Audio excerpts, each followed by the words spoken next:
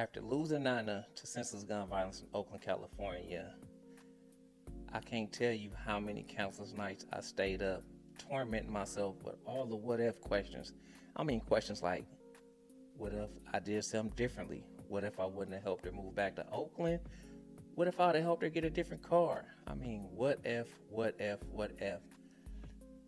Those thoughts kept me so mentally confused and blaming myself. It took me months of suffering in silence before I understood that it was something that I needed to do differently.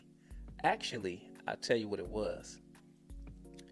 I got caught on a picture, or I may have took the picture myself, but I looked at my eyes and I had some heavy bags under my eyes, and I'm like, something has to change. So that was the activating event that made me realize that it was time to do something differently. And even after the countless conversations with my tribe and everybody around me telling me, hey, DB, you did everything that you could, there's nothing you could have done differently, it was me looking at that picture that made it click that it was time for me to do something differently. So today I just want to come on here and share a few of the things that I've done since then to kind of like find a new sense of normalcy and a small sense of peace in pockets. Like I find pockets of peace in moments. And so let me share with you just what I did. First, I had to recognize that those what if thoughts are a negative mindset and they do not change the past. Like they will never bring my child back. They'll only just continue to hurt me emotionally, mentally, and physically. And so if I wanted to stay sane, I had to shift my focus and start focusing on more positive aspects of my life. Which brings me to the second point of staying focused on both the present and I like to add the future, right? So in the present, you be having, well, I have a bunch of like little people around me, my grandkids, my remaining three living kids, Maxine, Michelle, and little Darren, my grandkids, my godchildren, and I got a host of little people that kind of like look to me for guidance and encouragement. So for a time, I focused my energy on them, and that helped me get through some of those tough days. But I also now book a trip like every 3 to 4 months to give me something to look forward to. And by me having something to look forward to, it in a way it helps those tough days seem just a little bit easier. Now, I'm well aware that everybody can't plan a trip every 3 to 4 months. And you may or may not have other children to help distract you from your current reality. But what you can do is you can find a nice quiet corner. You can sit down and you can focus on your breathing.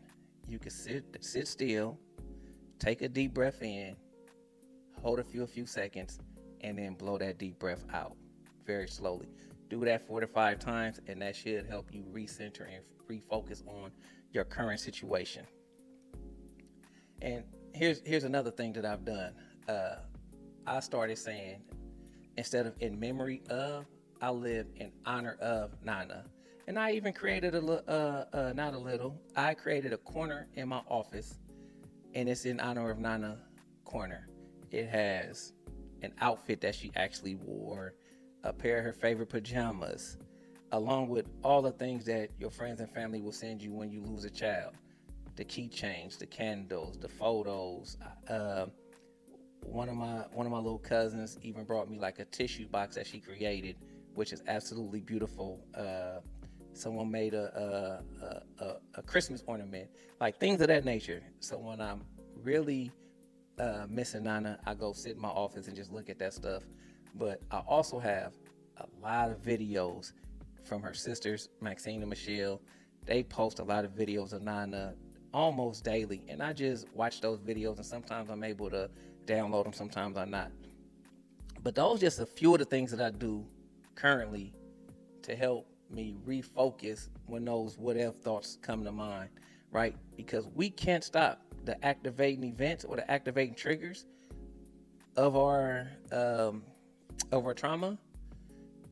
But if we put a plan in place so that when those activating events do happen, we'll know exactly what to do to get ourselves out of that negative mindset as quickly as possible. Now, does it work all the time? No, but it works enough to keep you sane and keep you going. So, if you're a parent that has lost a child, especially to gun violence, first, I'd like to send my prayers and heartfelt condolences to you, because losing a child is something that no parent should ever have to go through. But it's my hope that by me sharing my story, I can send you some strength. You can be empowered, inspired, or in some way encouraged to keep going and not give up. With that being said, have a blessed and stress-free day, because you definitely deserve it. I love you. Peace.